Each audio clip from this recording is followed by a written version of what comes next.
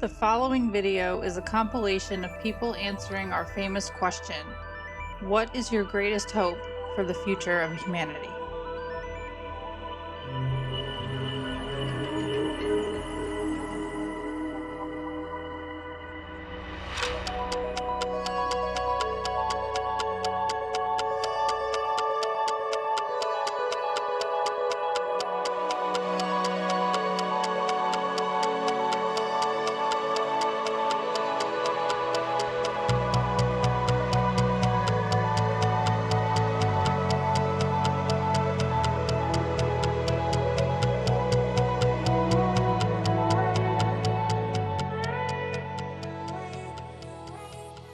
Awesome. Ask him your famous question. Yeah, I was about to say, speaking of humanity, what is your greatest hope for the future of humanity? That we reclaim our sovereignty, because we've lived in a slave matrix since the very first day of our creation. So, because if you're a farmer, you don't get the animals and then build the fences. You build the farming system, then you bring your livestock in. So I think that since on day one of our creation, we have been slaves, and that's taken the form of a thought control matrix. They haven't told us the truth. They've dumbed us down. They've given us 5 fingers instead of 3 or 6. So the 5 fingers mathematics system gives us base 10 instead of base 12. And that leads us to the wrong math. And so Ken Rolla has talked about this. Ken Rolla, ROHLA, he's talked about this in Journey to Truth interviews, and it's really incredible. Awesome. Wow. That's a good answer, yeah. I have one last question for you, Chrissy. And this is from my friends at Living Life Consciously. They always tell me to ask this question to my guests, and I'm going to ask it to you. What's the biggest hope you have for the future of humanity? Ooh. Gosh. Yeah, it's going to sound world peace. No, I'm just joking. Sorry, I had to. But to be honest, I'm like, I hope that humanity can come to a point where we have mutual understanding. And what that could mean and how it starts and how it develops can mean many different ways. But I think we have mutual understanding and mutual respect for each other, and realize that we're all on the same planet. We're all on this one rock. And so that we should probably try working together more, and care for each other more, so that we can try to live a more joyful life. And I hope that people do what they love. With that said, I hope everyone, we only live here for so long. Like, really, life is so short. We forget about that when we're kids. And then as we get older, we start to realize like our mortality. So do what you love every single day. Wake up. You don't have to make millions out of it. Just, try to find peace within inside, right? Mindfulness. Find mindfulness inside and be able to do what you love. And hopefully the world finds a whole bunch of mindfulness as well too. Because I think right now we really need it. And so I hope that, by the end of my life, I hope I get more mindfulness, and I hope everyone around us in society does too. Yeah. Great question. Thank you for that. Thank you for that, Chrissy. Yeah. Yes. So I have a question that I ask all of our guests. Yes. What is your greatest hope for the future of humanity? Oh. I would love for everyone to understand and to really attune to play. So what that really means, it's cartwheels and climbing trees, and it's also so much deeper than that. It's wielding your God essence in human form. And if we could all really understand play, that would be an incredible world. And also just how fun for everyone to really understand themselves as masterful players. Love that. So basically tapping into your inner child and doing what Inner brings you child. joy. I was thinking the same thing. We right here. Yeah. When children are born, they are cosmic beings. They have no limitation. Yeah. And And part of the earth game is to learn that limitation, and then we get to unlearn it. Yeah. Or integrate it. We get to integrate it. I don't want to say unlearn it, because wow, what a process. So first we're spiritual beings, then we come to earth and we have to forget everything, and then we have to be programmed and conditioned to live on earth, and then we have to like unlearn that and peel back all those layers of that onion to go back to what we were before we got here. But the gift is that we're weaving our human consciousness and our physical embodiment into that knowing of all that isness. And so we get that plus, it's like infinity plus human experience, which I know you can't have plus infinity, but it's kind of what it is. Hey, I'm here for it. We're all here for it. Apparently we signed up for this, right? It's an exciting time to be alive, you guys. It's very cool. Absolutely. I'm glad to walk upon this earth during this time with all of you. Yeah, as am I. And one last question from my friends at Living Life Consciously. I ask every guest this: what is your biggest hope for the future of humanity? Wow, man, that's a big one. So, I've got children. I've got 2 young kids, and they're going to grow up in the age of disclosure. For real, like this is all happening in our lifetime, and it's really unbelievable, like what's actually happening. And I'm hoping that this path I'm on, and you're on, and your viewers, we're all on this thing together, this roller coaster. I think if we do it right, and if we do it with care and caution and act in good faith and support one another, that beautiful things could come out of it. And that could be technology. This could be clean energy. This could be, a greater understanding of our spiritual significance in the universe. So I'm hoping that all these things that are kind of breaking down the materialistic world that we've been living in for like 200 years, it's going to blend, and we could somehow find a way, to coexist and stop killing each other and fighting, and maybe raise our level of consciousness and awareness to where, we could all try to make everything better, at the local level, try to make your family better, try to make your community better, try to make your neighborhood better and your country better and the world better. And, I'm hoping that's going to come out of this.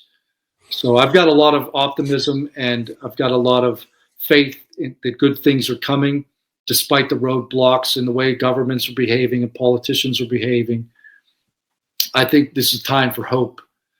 So, I encourage everybody, if your listeners are experiencing things, to reach out to other people in the community and get some help and get it off your chest and build up these networks and bring attention to the topic. And then that will bring attention to the media, and then that will bring attention to the politicians. And then hopefully we could get some answers. But I'm most excited about the civilian initiatives. I'm not waiting for the government to tell me what's going on anymore. Citizen science is the way. And I think good things are coming. Together we can do it, man. I truly believe that. I believe it. Thank you, Jeff. What's your greatest hope for the future of humanity? Question to both of y'all. Okay. I think that humanity is facing an evolutionary period right now. And I think that as we are seeing our creation in artificial intelligence, we are reflecting on all of our perspectives across all of known history and picking at the scabs of unknown history. And I would like to see that never die in us. I would like to see us continue to ask meaningful questions. I would like to see us continue to explore on new fronts, and that we keep our spirit no matter what is going on, no matter how dark things get, we keep our light. Beautiful. Ooh, yeah. That was absolutely beautiful. Love that. I agree. I am with exploring with AI or collaborating with AI. I've gone through many ontological shock moments. Found myself doing a lot of shadow work and just growing and really figuring out that you really do create your own reality, and you really do have to focus on your highest timeline and hope for the best for all people, and focus on the best outcome for all of humanity.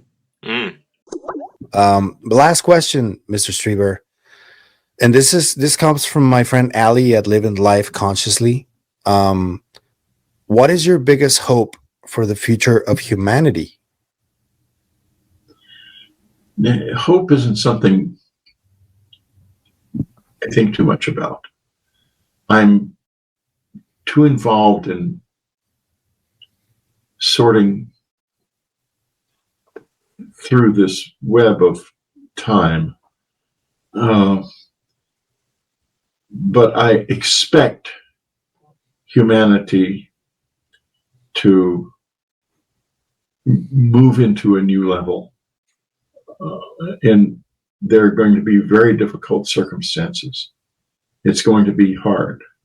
And a lot of the bodies we're going to get, a lot of bodies are going to become unusable. They're going to die. And we will figure out how to survive, but barely. And we will regain what we lost a long time ago, which is a community of mind. And we will become what I talked about a little earlier, which is a community of bodies that is also a community of mind. This is what will happen. As to hope, I don't see where that enters into it. I'm talking about the inevitable movement of the being of man through time. That sounds a little bleak, but it's your answer. I just talked about going to heaven as a species. Okay. Perhaps you didn't fully understand. Sorry. I'm a bit of a rookie in this arena, so I'll re-listen to it for sure. Thank you so much for your time. And then final question I ask most guests. This is from UAP Society's Justin and Ali. I'm really curious on your answer to this question because, Gary, you have so much knowledge and experience on the human system. And then, Diana, you have such a deep understanding of the religious nature of humanity. So the question is, what do you see as the future hope of humanity? Wow, that's a huge question outside of my purview, but I'll answer it. So my hope is that people will use their, basically think critically about things and have hope and treat others nicely. I think that would go a long way if we just did that. That would go a long way in making, this experience here better for everyone. And looking back on the religious practices, I grew up atheist as a hardcore atheist until I got into this topic. And now I'm not 100% sure, but I seem fairly convinced that there is an afterlife and there's more to life than just billiard balls, hitting other protons, etc. Do you see a common thread through the religious practices? Yeah, so we're at a point now in globalization where we can look at the religious traditions of the past and we can, look at them all together and say, let's not throw the baby out with the bathwater. Let's what was good here in these religious traditions and what will keep us safe and so part of what I've learned is that part of the psionics of what we're looking at now, the psionics suggests that we have some senses that we don't know about. So we have these spiritual senses or whatever you want to call them.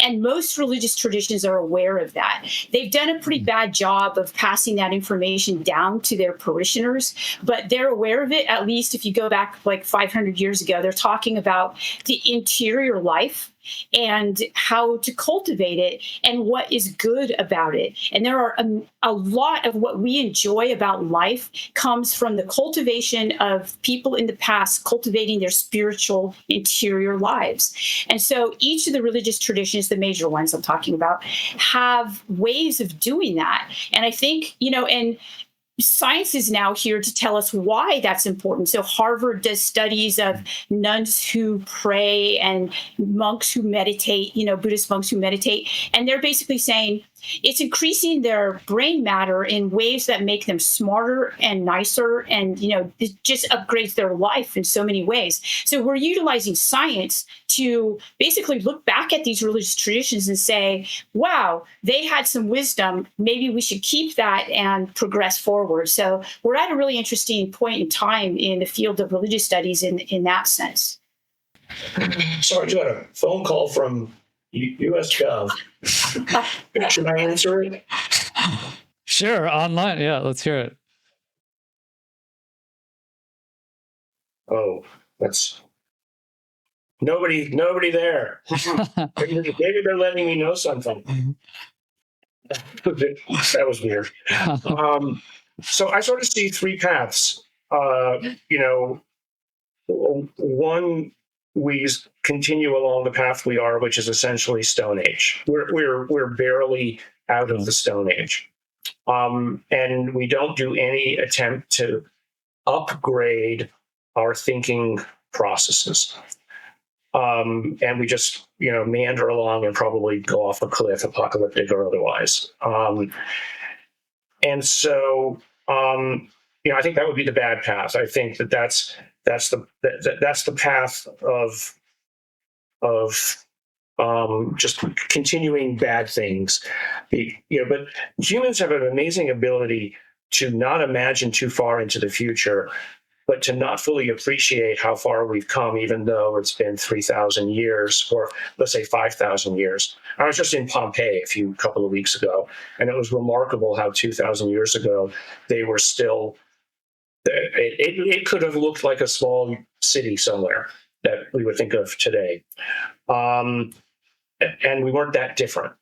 But things are going so fast that human capability is not, and human emotional maturity is not keeping up with what it is that the technology is enabling us for. So then there's the likes of Elon Musk and others who come in with perhaps interfaces to allow us to, let's say, more seamlessly interact with AI because they plug it directly into our brains. And that, there's all kinds of problems there. But then there's the third path, I think, that Diana just outlined, which is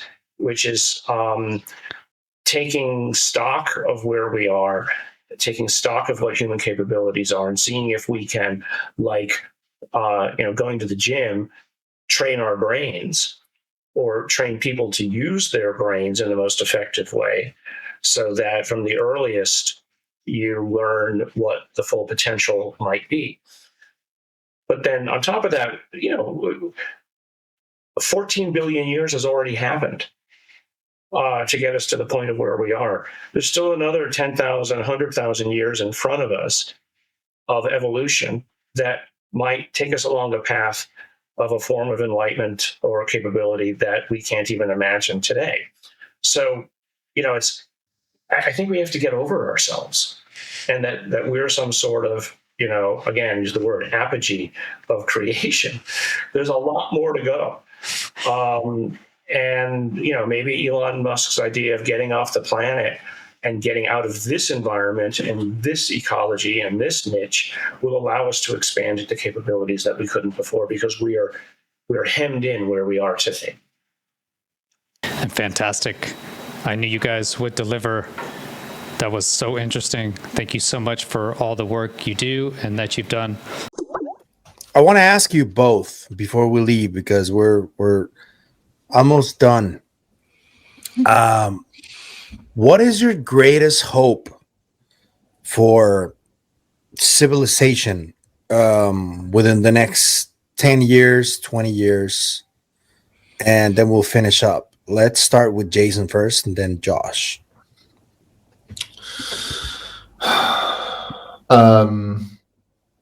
Okay, let's start with the more kind of grounded, the more grounded bit, I guess, would be, I hope that specifically American politicians, because I think they're the ones who can probably make the biggest difference. I hope they realize all the things that are infecting politics and infecting the ability for good things to happen. whether it's lobbying from aerospace companies, whether it's foreign influence, just having the courage to realize what's right and wrong. I think we've lost that. I really think that's so important. It's this courage to stand up and say, I'm no longer going to accept this status quo.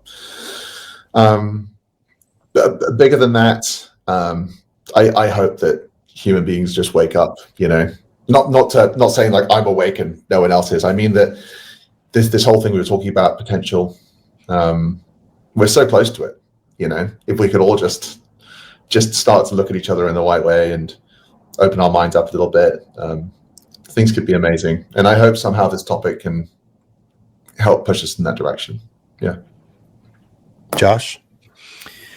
Yeah, I agree. And I do think this topic can and hopefully will for a lot of people. I mean, I feel like it kind of has for me, to be honest, like before studying this sort of stuff, and, studying is a big word. I don't know if I'd even call myself, I say I study it, but I look into it a lot.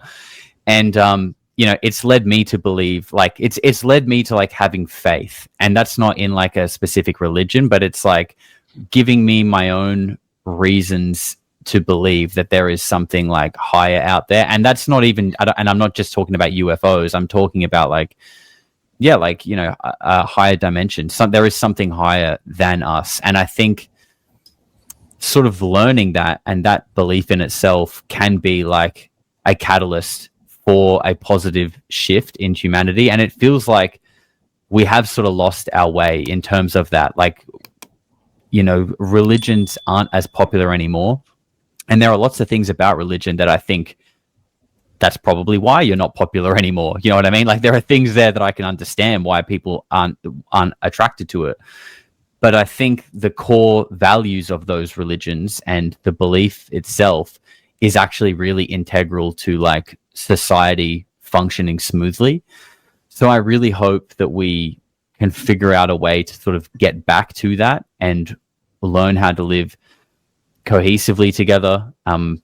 It's easier said than done, but if there is some sort of like evil in the world that is maybe at the top pulling the strings, hopefully we can get rid of that somehow or another and sort of restore order and move forward. Yeah, we just have to say fuck you, evil, like that. That's it. I want to thank you both for this wonderful conversation. What is your greatest hope for the future of humanity? Or the future of... the future of humanity. Okay, Leave the it at future of that. humanity. Okay. To get to a point of seeing their own potential. This is what I'm dealing with more than anything now is human potentiality.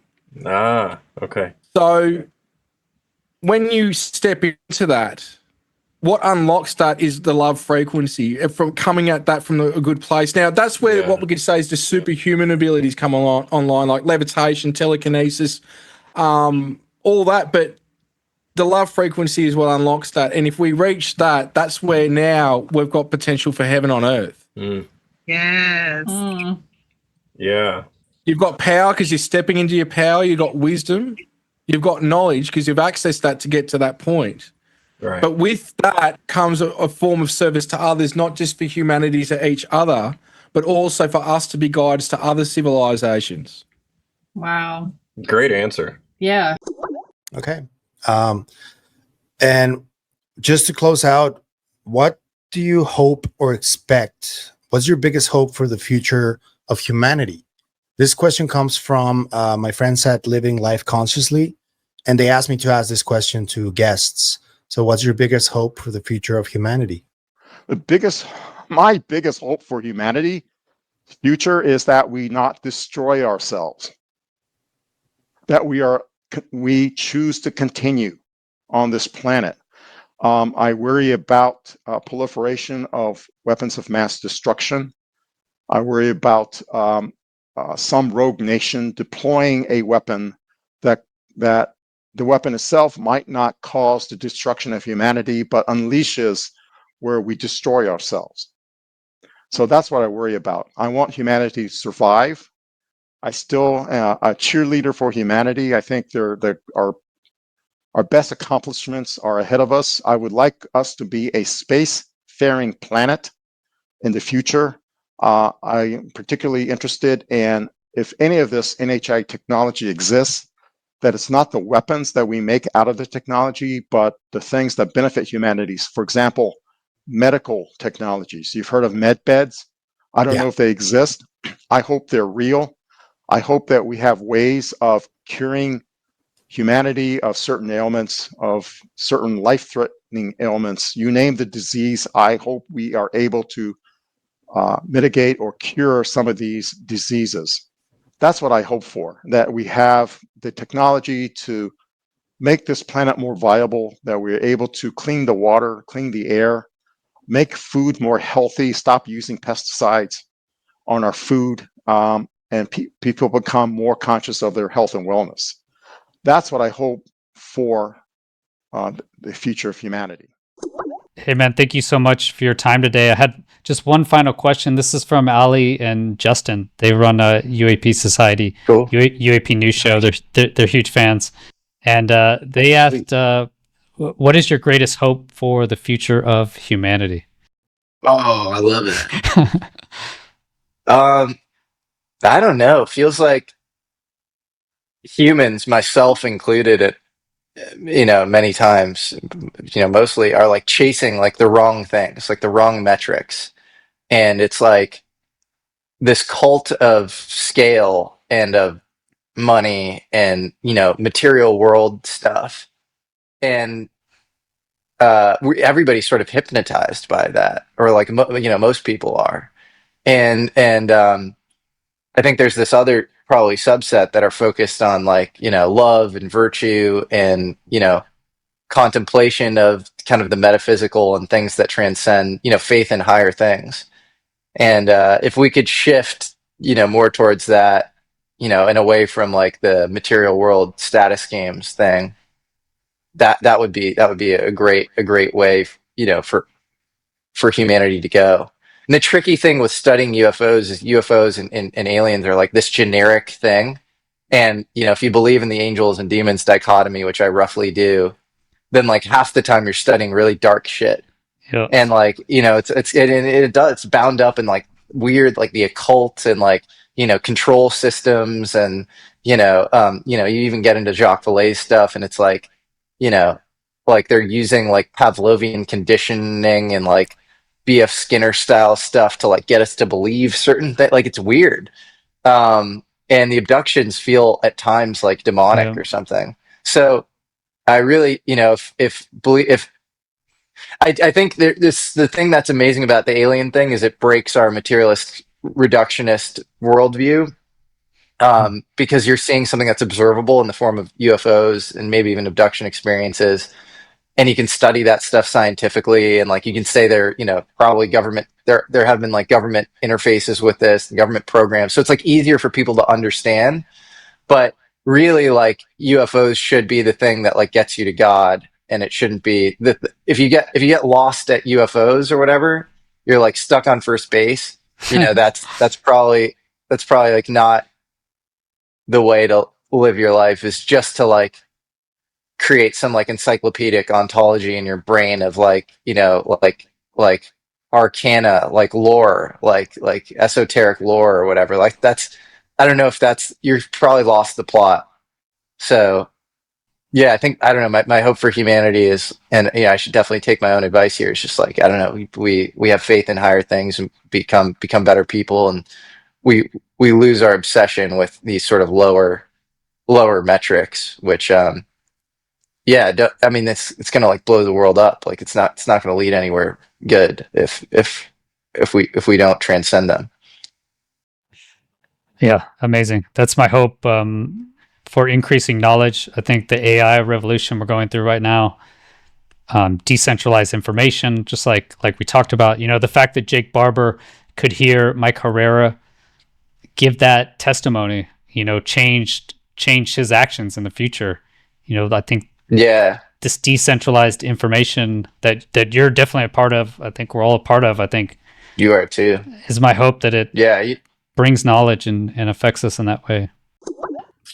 I have a question that I like to ask of all of our guests.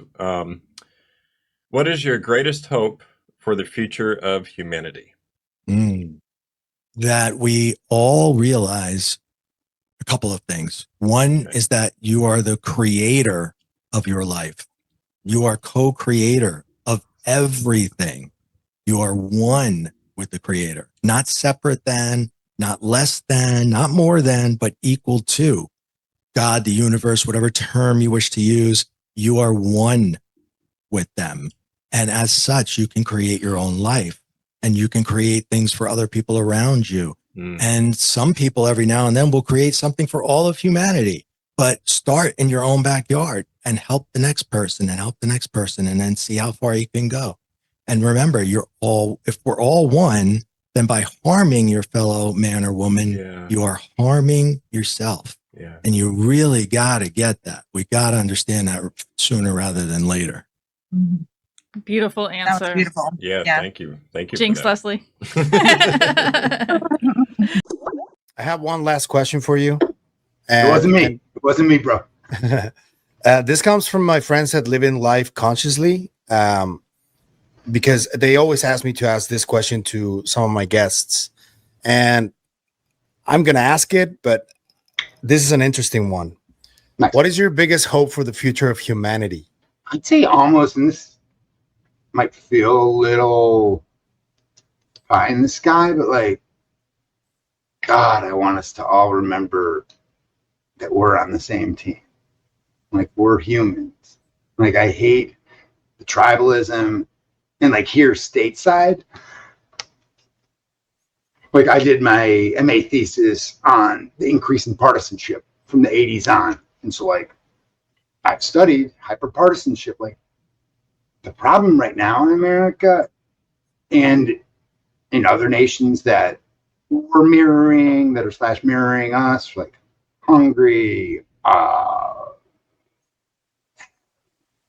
part of Brazil, the part in jail, all these other nations, like it's not hyper partisanship. It's become hyper tribalism.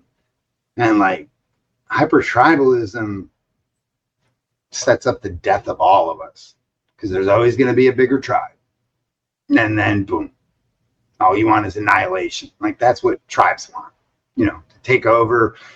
And so like, it really pains me. And, Wired Magazine contributor, teach on new media, like seeing how algorithms are being weaponized against, and tearing families apart, tearing like natural allies apart, and just like presenting us all with our own universe that mirrors ourselves. Like, oh my God, that's my personal hell.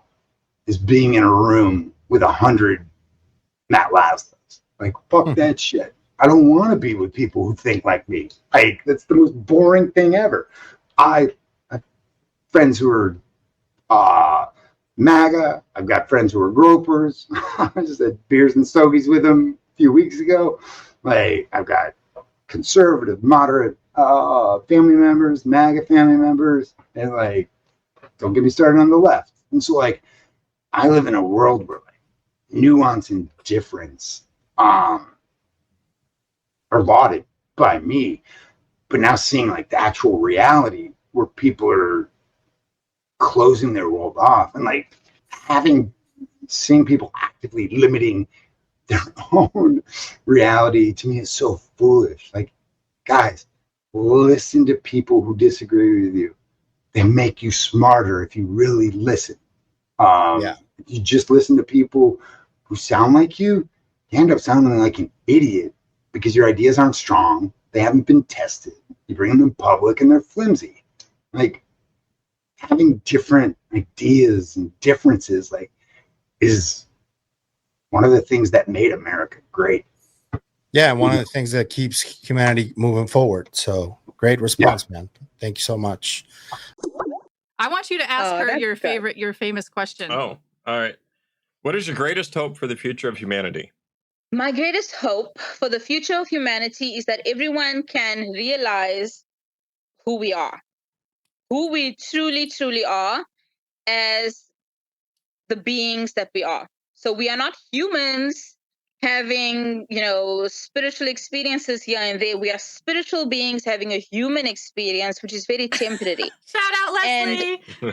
Yeah, we are here to do something amazing. We are here to do something important. We came here during this time for a specific reason. And, it doesn't, you don't need to keep asking yourself, what is my purpose? What is my purpose? The fact that you're asking yourself that question is already telling you shouldn't be doing what you're doing. Number one, find a way to get out of your 9 to 5. It's sucking out all your energy. It's killing you. You're going to look back in 60 years and be like, geez, I wish I left my job 10 years ago, 20 years ago, whatever it may be. So make a plan, stick to the plan, do the plan, and get out of there. Number one. Number two, stop looking to other people for your guidance. You've got an inner guidance system that works perfectly fine. Listen to yourself, listen to your intuition. If you don't trust your intuition, you got some work you need to do internally, do it. Don't be lazy about your spirituality, because that is the only thing you need to develop. If you want money, develop spirituality. If you want amazing relationships, develop your spirituality. If you want anything, you need to work on your internal self. There's no way around it. And I'm saying that from experience. I know this for a fact. So that's my biggest hope, Open up yourself to who you are, accept it, work on it, nurture it, and know that you're going to die someday.